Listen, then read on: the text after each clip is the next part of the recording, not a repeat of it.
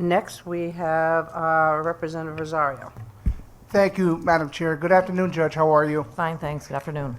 My question is regarding the GPS technology and the technology itself. Usually, as technology advances, these devices get from big to small, but that doesn't seem to be the case with this with the ankle monitors. Seems that they have gotten bigger and bulkier as time goes on, and I know it could provide some shame to folks, especially you see folks at local parks, whatever. They don't want to wear shorts. They have to wear long pants in the hot weather because it shows a big ankle monitor. I know other states like Arizona and Maryland had looked at other options, like something that looks like a wristband, like an Apple Watch or a Fitbit, that's a little more discreet but accomplishes the same goal. Are we looking at those type of technologies as well? Well, that's a great question, and we actually, because I want to know what it looked like, we actually have the equipment here if you'd like to see it. But you're right, it is rather bulky, and through our current provider, that's the equipment we have. I mean, it might be something worth looking into as to whether they also provide the hardware that isn't so obvious, but we don't have that hardware available to us with our current provider. Is there any way you can show people Sure. at home what it looks like and maybe have one of your staff members put it on their ankle so that we can see what it looks like? Well, Gary, I don't know if he wants to put on his ankle, but he'll show you. that may be a challenge for me, Representative. We did know that you. We did know that you were going to ask questions, so we brought along the equipment that we use. And we participate with the New England State Association Alliance with respect to how we contract for our electronic monitoring service. So it's a bigger group that contracts through Sentinel, our current provider, that we use. And I'm just going to show you briefly, and I think this is what you were talking about with the wrist. So this is the traditional or the old school form of electronic monitoring. This is called a home monitoring unit. It goes in a house, an HMU, a home monitoring unit, and then the individual wears this on their ankle, okay?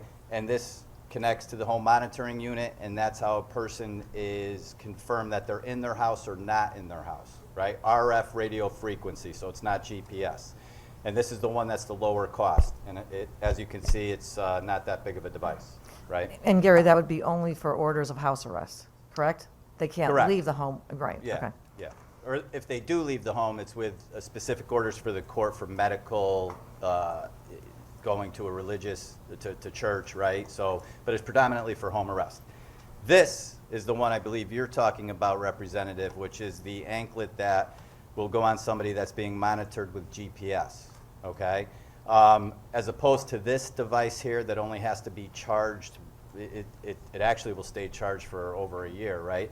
This one has to be charged every day because it's constantly communicating with the satellites. That's how we monitor somebody's movement within the community on global positioning, satellite GPS technology. When we use this in the victim notification program, okay, so we have two different types of GPS. We have the traditional cases in court that a judge can order GPS on a case that's not a domestic violence case, but on the victim notification cases, the defendant would wear this, okay, but the victim would have the option of carrying just this part of the device with her or him, and not the strap included to it. So it can go in a pocket, it could go in a pocketbook, right? But for the traditional cases where people are being monitored, this is what goes around the ankle. And it is rather snug. We go by a finger. They do it to where you can slide your finger in to make sure that it's snug so that the individual can't slide it off of their ankle and interrupt our monitoring. But this is what the equipment looks like. And the reason it's as bulky as it is at this point, at least according to our provider, is the fact of the battery and maintaining the charge because, again, of the constant communication with the satellites, right, so that we can track the movement of the individual for which this device is placed on. So as they get better with their technology and the battery can become smaller and hold longer charges because it's all about the charging. Having somebody charge us every day we're constantly communicating with individuals that have this type of supervision to say, make sure you monitor your device, right? I'm sorry, sir. Yep.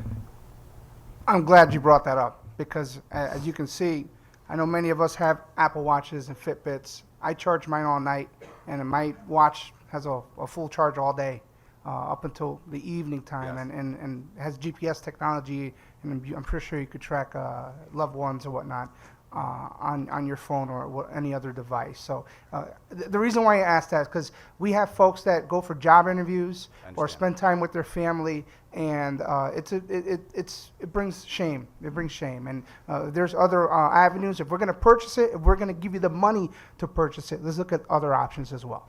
Absolutely, Thank you. absolutely. Thank you.